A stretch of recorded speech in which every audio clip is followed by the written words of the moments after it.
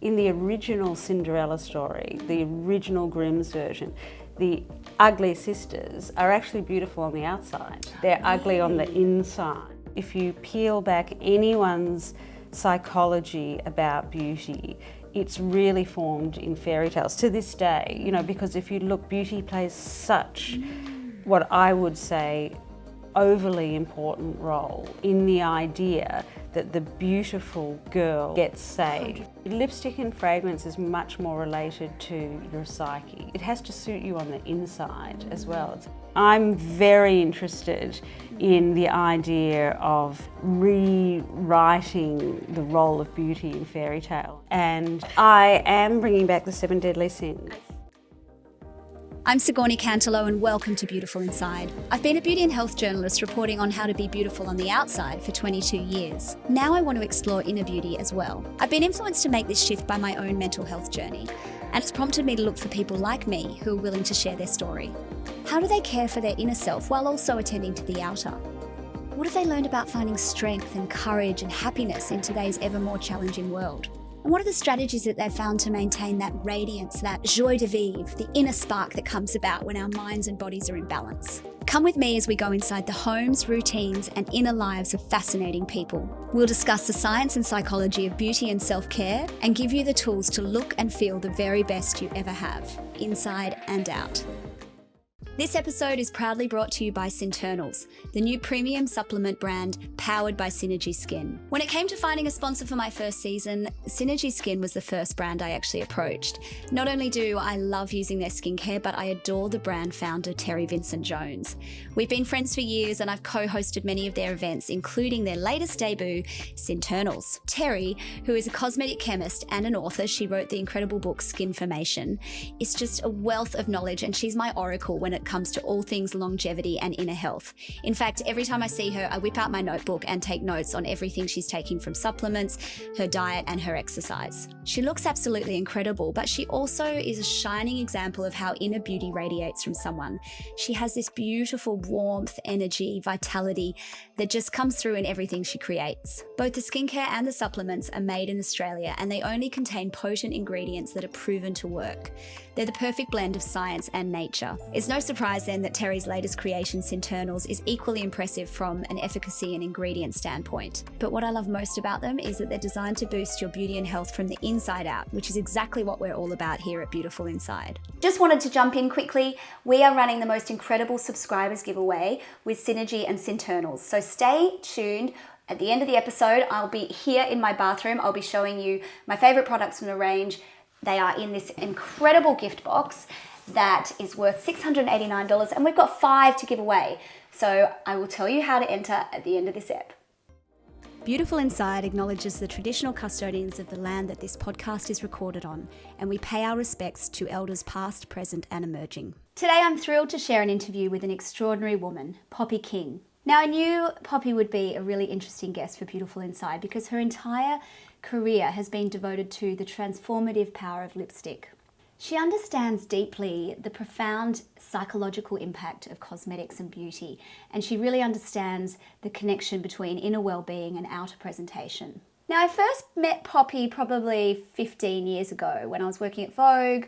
I was doing a story on her second brand, Lipstick Queen, and I interviewed her at the launch, and I was blown away by how interesting she was, how thoughtful, and how much she had to say about what was seemingly just a bullet of lipstick. She was already a beauty icon by then, having launched her first cosmetics company, Poppy Industries, at the tender age of 19. Within just a few short years, her matte lipstick range had made her one of the biggest names in the Australian beauty industry, and she even won the Australian of the Year award in 1995. But Poppy's journey hasn't always been easy. After expanding into the US market, Poppy Industries faced financial difficulties and entered receivership. But Poppy, ever the resilient entrepreneur, bounced back and launched her second business, Lipstick Queen, in 2006. After several more years of success and amazing storytelling, it sold to a British private equity firm. Now Poppy is in her third act with her eponymous lipstick range, Poppy King. She's using some of the same formulas that she used in the 90s, and she's even using the same manufacturer in Melbourne to produce the lipsticks. It's a true full circle moment. Beyond her obvious business acumen, though, Poppy brings a unique perspective to our discussion. Her father was a psychiatrist, and although he sadly passed away when she was 7, his legacy sparked a curiosity and an understanding in some of the subtler aspects of the human mind. She is a storyteller at heart, weaving fairy tales and personal transformation into every lipstick shade and making it a journey into the rabbit hole of self-discovery. Poppy believes that lipstick is not just cosmetic. It's a powerful tool for self-expression and emotional empowerment. Her dedication to exploring the psychological aspects of beauty makes Poppy an invaluable guest for Beautiful Inside. I hope you enjoy this episode. Follow us so you never miss a single episode. Make sure you rate and review us. Your support means the world to me. And if you have any ideas about who you'd like me to interview next, please leave it as a comment on our YouTube channel. We check all of the comments and I'll be using it to plan my next episode. So I'm here with the wonderful Poppy King. Welcome, Poppy. It's so great to talk to you again after all these years. Thank you so much. It's wonderful to see you again too. It's so good. Unexpected. She's back. She's back. The lipstick queen.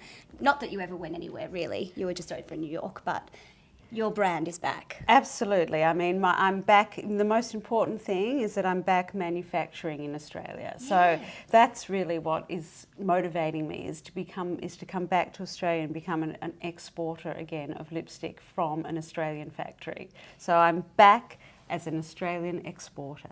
Amazing. And why was it so important to do that right now? I think, after COVID, during the pandemic, we all sort of like reassessed our values quite a lot and, what was important to us. And it really gave me a chance, that sort of slowdown, to think about the role that Australia had played in my career and the incredible distinctive formula that the 7 Deadly Sins had, and the idea of bringing that back to a generation that remembers it, and then also to their daughters now. And so it's a very sentimental kind of idea of doing business, but that's the way I've always done. I'm somebody that, there's that saying that it's not personal, it's business. Well, I'm sort of, it's not business, it's personal. I love that. I love that. And you're a storyteller, from way back. And yes.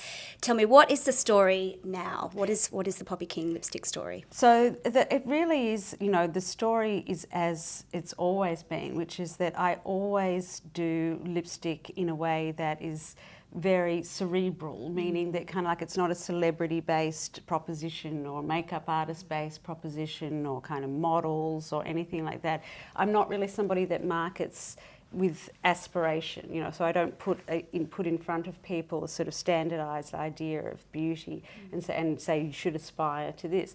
I kind of market with imagination. So it's again that sort of using people's imagination to see what they think is possible through the world of lipstick. I kind of think of it like a cross between Alice in Wonderland and with lipstick as the rabbit hole, that you sort of go through, you go through one of my shades into a whole story. And that's kind of always been my kind of way.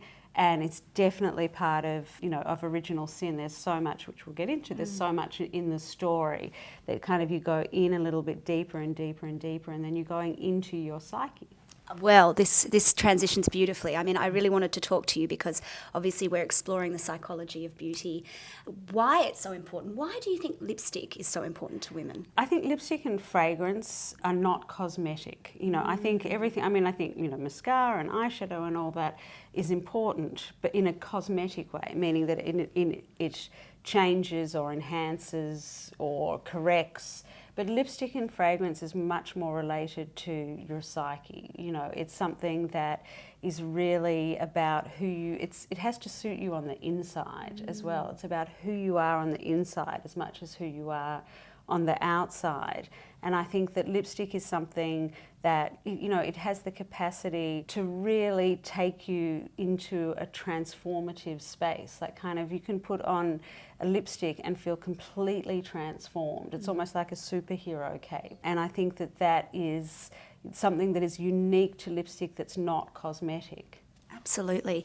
And I love, your dad was a psychiatrist. Yes. So did you Freudian too. Freudian, wow. Very serious. What are some of your early memories around beauty and how that kind of led you into this field? I mean, I think for most women and actually for most boys as well, that beauty, is such a part of fairy tales, in terms of kind of like the role that beauty plays in fairy tales. And I think for me, very early on, I was very aware, in somewhat of a painful way, that kind of I had features that were witch-like and I had features that were princess-like, that kind of like that I wasn't really, I would look in the mirror and think, well, am I a witch or am I a princess? Which actually I have lipstick coming related to this. And it was really when I tried on red lipstick, when I was 7, kind of snuck off with my mother's and tried it on, that sort of I realised, well, hang on a minute, I don't have to be either a witch or a princess. Like there's this sort of whole empowered femaleness that's got nothing to do with those two binary ideas. Because I think really, if you peel back anyone's psychology about beauty, it's really formed in fairy tales to this day, because if you look, beauty plays such, what I would say, overly important role in the idea that the beautiful girl or the beautiful, gets saved. 100%. And one of the things that I would love for people to know more is that in the original Cinderella story, the original Grimm's version, the ugly sisters are actually beautiful on the outside. They're ugly on the inside. And it's unfortunately that got changed, because it's such an important point. Isn't it? Isn't it? Wow, that really... Isn't that, I know, it really gets you. I know, it really gets you. It really gets you where you live, kind of, and it's such an important And was Cinderella point. also really beautiful Yes. in the original? Yes. Yeah, Okay. But it is such a different, I think it was Disney that changed it to having the ugly sisters being quote unquote, physically not, but, and whereas absolutely in the Grimm's fairy tale, there were other pretty gruesome aspects of the Grimm's fairy tale. The sisters cut off their own toes to try to fish. No way! Yeah, it was the blood that the prince made them realise that they weren't. They didn't fit the shoes. So there's, there was definitely some gruesome, but I do think, and I'm very interested in the idea of rewriting the role of beauty in fairy tale, and I am actually really working in that space. Are you? Wow. Yeah. Oh, I'd love to hear more about that when you can share it. That's really exciting. So talk me through, as a child, your first understandings of beauty, and what about your relation with your mum, and was she very much into makeup? And well, my childhood was kind of unusual because my father got sick so early. So when I was 5, he got sick with cancer, and then he died when I was 7. He was only 40. So my childhood was, there was this overshadow of something very traumatic happening, and I think that, trauma and beauty, sort of go together in terms of, I went into my imagination around beauty to sort of escape the reality of what was happening, as a little girl. And my mother is very, very stylish. Like she was not somebody who was very particularly feminine, but she was very female. Like there was such a distinction. Like I saw other people's mothers and they were very kind of feminine, whereas my mother was very female, like an alpha female. Right, a strong woman. A strong woman, very strong woman, and also she was in the fashion world as a designer. And so she used to go back and forth to Paris and London when she could, and so she would come back with all these sort of European ideas. So when I was playing dress-ups, I was playing dress-ups with kind of, European idea of fashion and beauty, and so I think that really influenced, like the fact that I was able to kind of know that even though I didn't fit the Australian conventional beach girl, that there were other options out there. And then that's maybe when you discovered glamour. Because Exactly. you talked a lot about glamour. Tell me, I love your quote that glamour is democratic. Yes, exactly. So, because I think beauty, I think it's changing. Yes. Beauty is definitely getting less binary, Absolutely. But, beauty is very much about, a physicality, in terms of kind of, and a symmetry and all that kind of stuff, Whereas glamour to me is about your spirit, you know, and it's not necessarily about how you look on the outside. It's kind of what's emanating from you on the inside. Yeah. What are some of the hallmarks of glamour, would you say? I think, you know, fun and joy, you know, I talk a lot about joy and a kind of willingness to be vulnerable. I think, you know, if you look at somebody like Marilyn Monroe, you know, who is the ultimate glamour icon, it's not about perfection. It's much more about that sort of a willingness to be vulnerable, but with, you know, an incredible spirit and optimism around it. Beautiful. And is it feminine? Do you think it's specifically feminine, out of interest, glamour, or do you think it's something now that can be, you know? Oh, I definitely think. I mean, think about kind of like glam rock with men and stuff. I think there have been eras where men have been very. I don't think so. I mean, look, there are people like Harry Styles and stuff that are sort of trying to. I think glamour can go across both. Go across both genders. It's really about an exuberance. Yes. Joy. Yeah. I like it. When did you discover glamour? I think I discovered it pretty immediately. I never went through the phase of kind of horses and this and that and kind of like gotcha. Like I think right from the start, I was just always fascinated with kind of what it meant to be female and kind of what sort of like adornment meant. And I was not a girly girl in terms of like pink and all that kind of stuff. It was much more, I sort of had this immediate attraction to kind of a sophisticated idea of glamour being something which had a strength to it. It wasn't about sort of being seen and not heard. It was about being heard as well as seen. Yeah. Yeah. So that would have come from your mum and the European and sensibility. Exactly. So tell me about, you know, teenagehood and when you kind of became a woman and started playing with products, and what were some of your memories around that time? And so my teenage years, you know, were pretty awkward. I mean, I think, you know, they're awkward and I was a teenager in the 80s, which was not, you know, look, I know it's all come back now, the 80s, but, you know, kind of like at the time it was, you know, it was not necessarily an easy era to be a teenager in, you know, the 80s. And I think for me as a teenager, you know, what saved me from trying to be like everybody else was, and gave me the confidence not to be, was I would sort of see that I would watch old movies and I kind of I got into vintage very quickly. Like I started to realise that, okay, I can emulate other eras, like the 1940s, you know, kind of like is much more, I feel much more of an affinity with that. So I think as a teenager, the critical thing for me was realising, was like, instead, like, so because I would look at Dolly and this and that, and I couldn't be that, but having in the back of my mind, but hang on a minute, you know, like I've seen these black and white films and I could be that, you know, like kind of, so recognising very early on as a teenager that I could actually look to other eras rather than the current trend. who were your Hollywood icons or your early icons in that?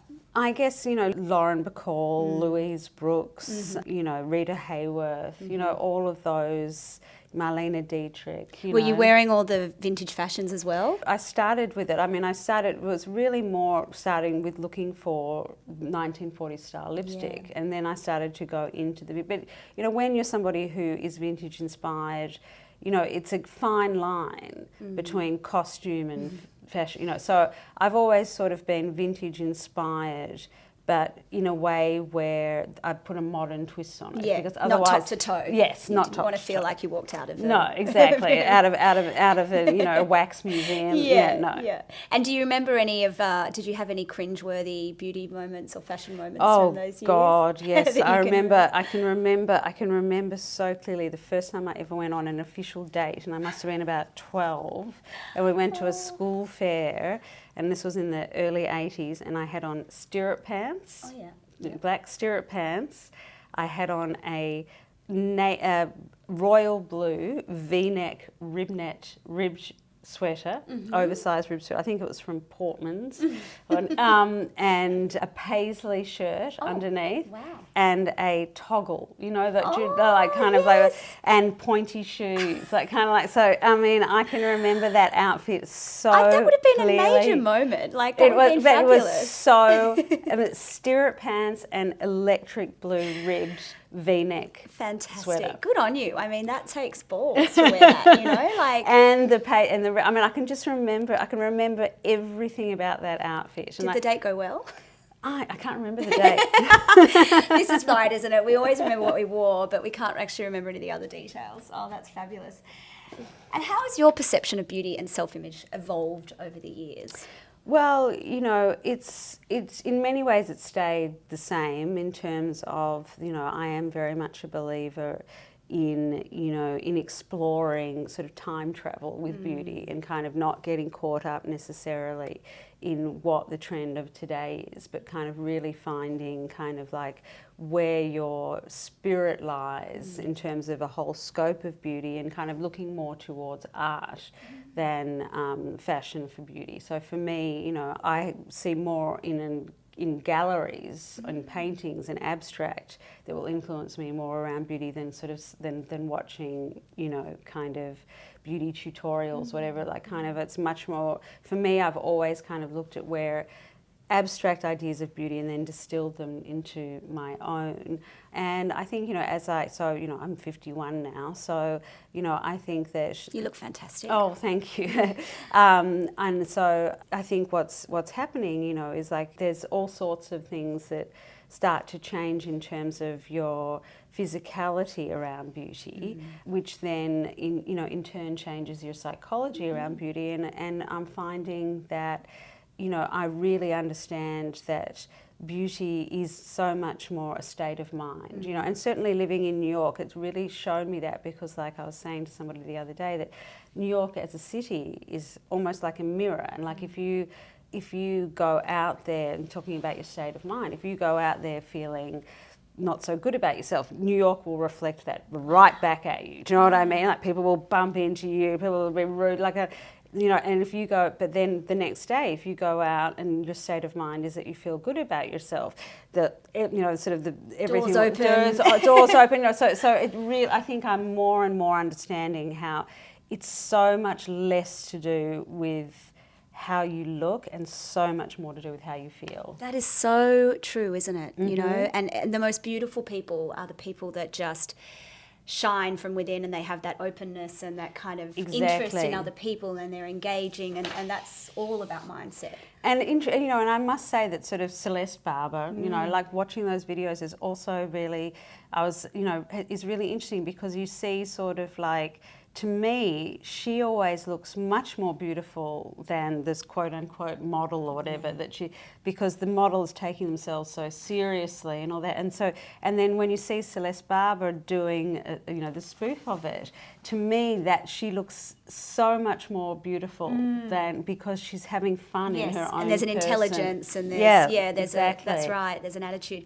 Going back to the art, and I'm intrigued about this. Tell me more about your art and the art that you've created out of lipstick. Oh, yes. So during the pandemic, I think we all some people baked bread and some people found all sorts of other, knitting and all that kind of stuff. So during that time, I was so bereft of, wearing lipstick. There wasn't, I wasn't somebody who was just wearing it around the house or, anything like that. So my whole identity sort of felt, shifted, because I was no longer exploring what lipstick means to my, in the broader world. So I really went deep into my psyche, and one day I just decided to pick it up and start painting with it on a canvas. Just and straight from the bullet, or straight did you use from the bullet? You didn't use a straight from the bullet, and over time, and I immediately loved it. Like I just immediately, it was just like an immediate affinity that I had this whole different understanding of lipstick when it hits the canvas. And I had all this stock left over from Barney's closing. So I decided to just use it all to paint, and out came, I'm actually going to have a show next year, but in Australia, but out came this kind of whole different language. And I've sort of, when you see the painting, so it's all just these 4 shades, it's all just 4 shades, but it looks almost like a kind of... Are you painting people? What are you actually painting? I'm painting, there's people, there's people, there's landscape. I mean, it's all about fairy tales. Okay. So I'm painting all about, and so, but it looks almost like it looks like it's like the internal world of lipstick. It's like what's going on in your mind when you wear lipstick. Sort of Rorschachian, yeah. That's really cool. And I want to go back again to what you said before about taking your identity and your sense of beauty from different periods in time. Mm-hmm. Do you have any advice for people who similarly feel that they don't fit the beauty mould and they want to sort of find their moment, I guess, in time and history, their beauty moment? How did you find yours? What was it, just through watching all the old movies and Yes, it was. I mean, I guess what it is it was kind of a combination of kind of like, you know, what your features lend yourself to, you know, kind of like, you know, somebody else with different features may really feel that the 70s, you know, is kind of like really what sort of suits their features, that suits their spirit. So I think it's a combination of your features, your spirit, and kind of and what you're drawn to as an era in terms of the values. So I think it's a sort of full spectrum. I love that. And I think now we are so lucky we're living in a time where anything goes, you know, from a fashion perspective. You know, I mean, obviously there's a bit of a 90s moment happening, and I feel like you're perfectly poised again with your lipstick moment to it's definitely the timing feels right. Yeah, it does, doesn't it? And I mean, as you said, your demographic is older, and then there's the daughters as well, who are coming into that time. Will we see the whole brown 90s lipsticks coming back? Well, I am bringing back the 7 Deadly Sins. Okay, great. So there were some browns in that, but there's also some other amazing colours in that. But what I'm bringing back is a combination of some of my classic hits and then some fantastic new products, products as well. Oh, okay, not just lipsticks. Well, just lipsticks to begin with, but totally new concepts. Innovations, okay. And talk to me a little bit more about choosing a lipstick. So, I mean, I know you've probably been asked this question millions of times, but coming up with the shade that is going to best communicate your sense of self or identity in that moment. Well, I think if you know, the test really is, I don't think there's any particular rule. I mean, from a point of view of technicality, the way that it's thought is that, you know, like the paler, you know, kind of the paler, lighter toned that you are, the more that kind of warm colours, oranges and, you know, corals and all that kind of suit you. And then the darker, deeper skin tone and hair that you are, it's more kind of like the blue base, cooler colours that suit you. I mean, that's kind of the general... Is this a blue base red? It's perfectly balanced between both, so that's why it's so universal. So this is the new product? Yep, this is my original formula but in a new shade. So I really think, and it's a metallic red. It's got a slight metallic finish in it, which makes it actually surprisingly wearable. You would think that would make it more, but it actually does make the light bounce around your face instead of pulling it in, which if it were just without the metallic, it wouldn't do that. You're right. It almost then sets the warmth. Like it feels like a cool red, but the light, the golden flecks bring about a warmth to it. Exactly. What was your brief when you... When I did this one, I was thinking about, so the whole concept, I've got my little card of Original Sin and the idea of an apple and a snake, and kind of like if the you know, the classic story of Adam and Eve, but sort of rethinking it, and the idea of like an apple and a snake. So it was an apple red, and then I did this golden snake skin finish in my original 90s formula. So it's got that richness to it, and then in the story. So this is actually so it is a matte. This is interesting. Yes. It's a metallic matte. Yes. How do you get that? I mean, it sort of seems like a contradictory of terms, but it's not. It's not, because there's no gloss in it. So you've got the that's what it's like a snake. Yeah. You've got the iridescence, but it's not shiny. And so it's amazing how many people who don't think they can wear red wearing it. You just have to have a look at your Instagram to see all and you're doing a real women's sort of campaign. I am. Talk us through that. So I'm doing what could be the world's first beauty campaign where it's only real women or real users, you know, who knows these days, and it can be any gender, any identity, photographing themselves wearing it. So instead it's of a user-generated campaign. Yes. So instead of which hasn't been done before in beauty, because I mean it sounds so simple.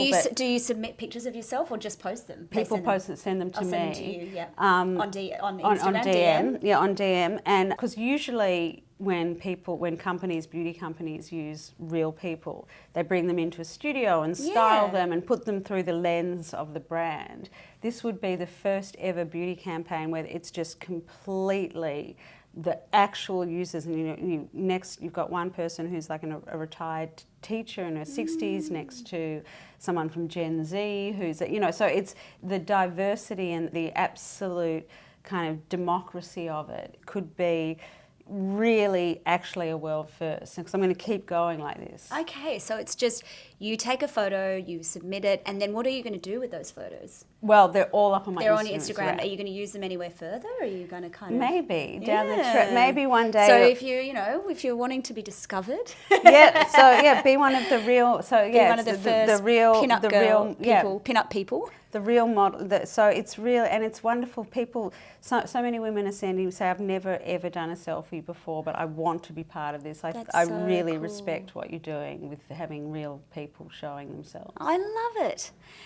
So tell me, when you actually came up with the idea of relaunching Poppy King, and I read that you were actually in the midst of COVID yourself. You got very sick. Yes, I did. Tell me about that. So it was very early on, March 2020, that I got the very first strain.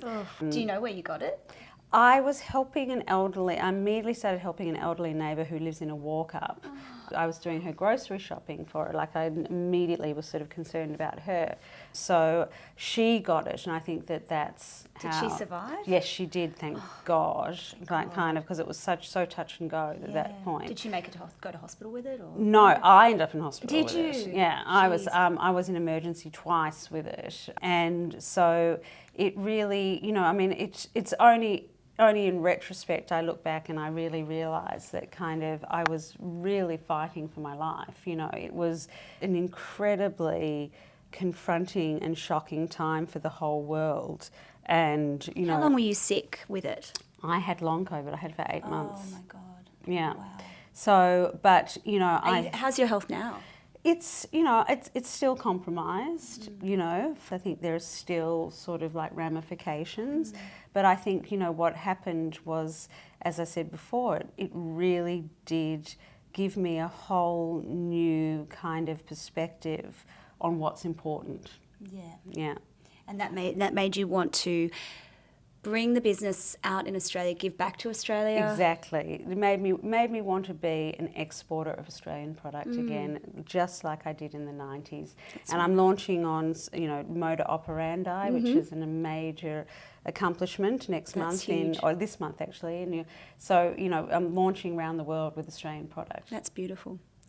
And in terms of timing, why now? I read Forbes magazine recently just suggested that with another recession on the way, the lipstick index is again. So for people who don't understand the lipstick index, do you want to explain it? So the lipstick index is a phrase that actually was coined by the chairman of the Lauder Corporation at the time, Leonard Lauder, and it discusses the phenomenon that when recession or depressions or when there's tough economic times, lipstick sales actually rise. Because people, can participate in a smaller luxury, but they'll forego other luxuries. So lipstick is considered sort of recession-proof as a product, and I think that there's that, and also I think the nostalgia around the 90s, and then also I think that a whole new generation, Generation Z, who really are interested, who are sort of moving away from that deluge of celebrity and are interested again in really authentic stories. Absolutely. And do you think, you've seen the evolution of the beauty industry from over 40 years. 50, yep. What would you say, how have you sort of seen it evolve? Well, I've seen it evolve and devolve, it kind of goes... Depends who you ask, yeah.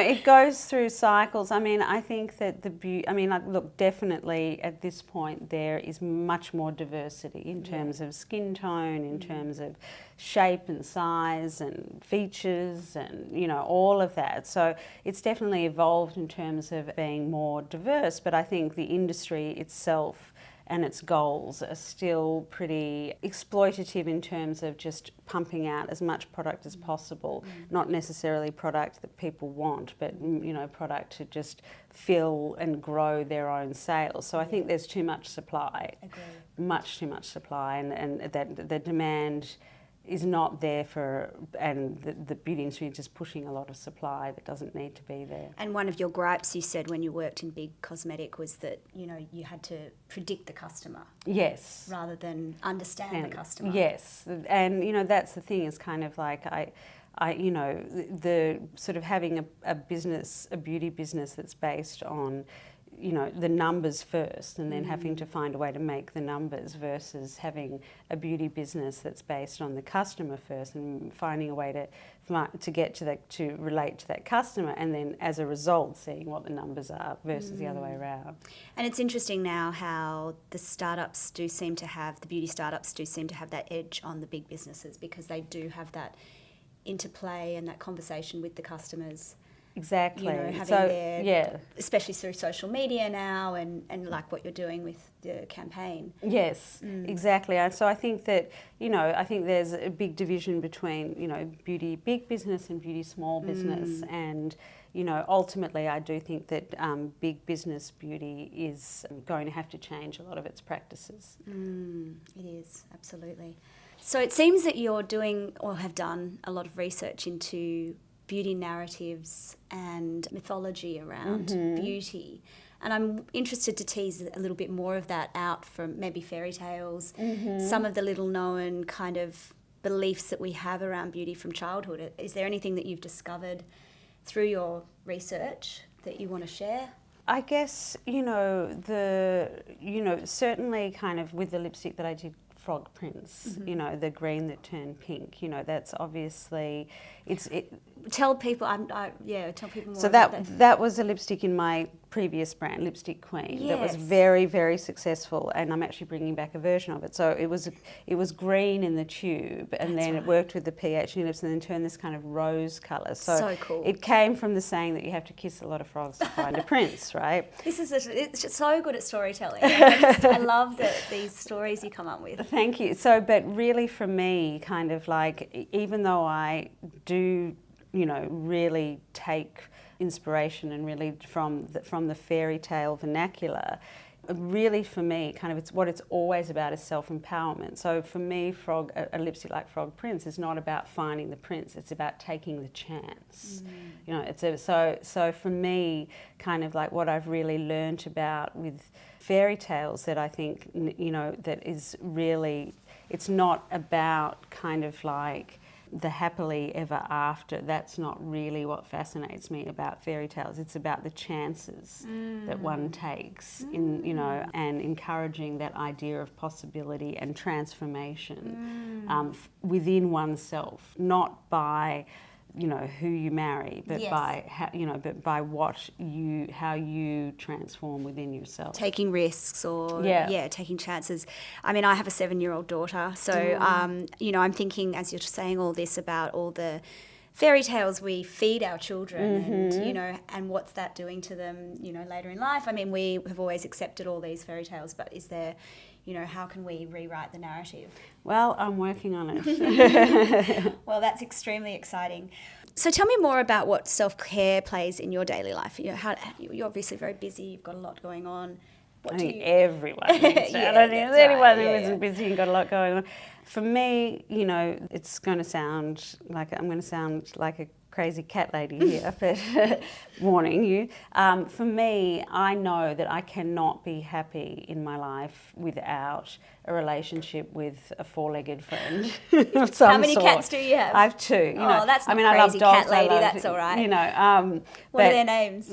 Tiggy and Nova. Oh. And so for me, really self-care is really recognising that for me, having that the love and the relationship with an animal is essential to my well-being. So it starts for me with, in terms of, it starts for me with my relationship with animals. And then, the other thing, I really think that self-care is something that is so simple. It really is, as cliche as it is, it's just taking that time away from the screen, whether it's a bath, whether it's a walk, whether, when I start to not do those things, I really notice that my psyche gets affected, and it's really very important to me that I take these times of just, I spend a lot of time in total silence. Yes, I know, it's been a real practice of mine, not in any kind of So you haven't done Vipassana or... No, but it's just that there's a lot of times when I feel overwhelmed, and instead of doing something, I actually stop everything and go towards the feeling and kind of go into it in a silent way until I sort of come out the other side. How interesting. Do you meditate? I do, not in a formal way, but I do. And it basically, for me, meditation is you sort of reach in and find what it is you need to hear in that moment, and just keep on thinking that. That's really interesting. Do you have any favourite bath products if you're a bather?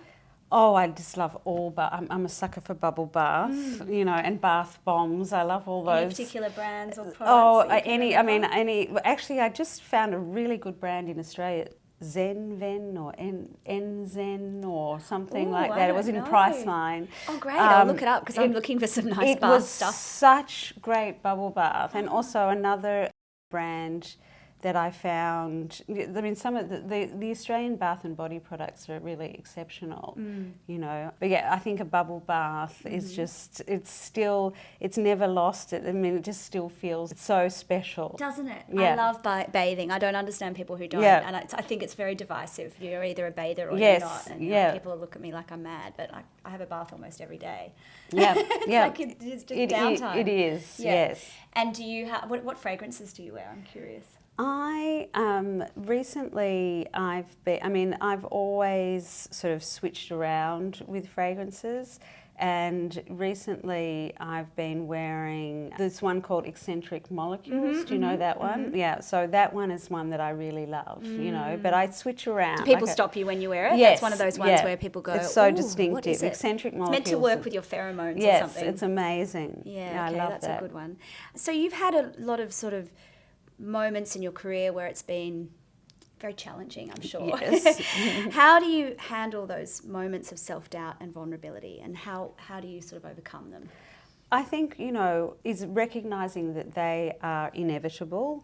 So trying not to be, I think a lot of the problem when these challenges happen is half of it is a feeling of failure that they're happening at all. And so really getting past that, just sort of understanding that it's inevitable, that success and failure go together. They're not an or and or, they're an and, not an or. You don't have success or failure, you have success and failure, in varying degrees all the time. And just really kind of being able to sort of understand, so to take the stigma out of it for yourself and to look at what's in this situation that you can learn from and make it actually a worthwhile experience no matter what. That's really good.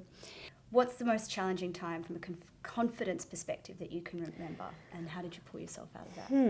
In many ways, I think probably the pandemic, because I'm not a makeup artist, so I'm not somebody who has a full line of product. So I just switched to talking about eyes or hair or anything like that. I've focused solely on the lips. And when you couldn't show your lips, that was kind of I really had a bit of an identity crisis of well, who am I without, being in the world in lipstick? And I think I pulled myself out of it through the painting.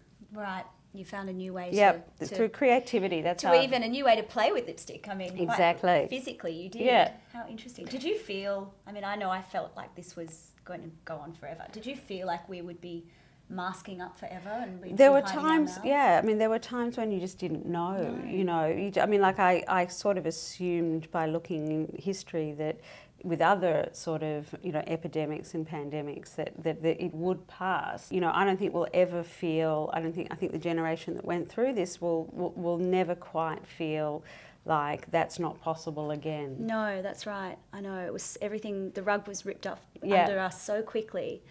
And we all had to adjust to this. I remember it was like the new normal. And we were all talking about, this is it, you know, just get used to it. And look how far we've come. It's like it never Thank God. I mean, you know, apart from the wounds that, Yeah. that we all carry. But in terms of our day-to-day Yeah. lives, you know, we're totally back to normal. We're I think back, you know. inside. We don't have to sit a metre apart. Yes, no more social distancing. Yeah. Well, Poppy, thank you. That was so My interesting. I pleasure. could talk to you for hours. Thank you, and so thank you much. for listening, and thank you everyone. I can't wait to see what's next. Yeah, well, there's a lot coming. Thank you. Absolutely.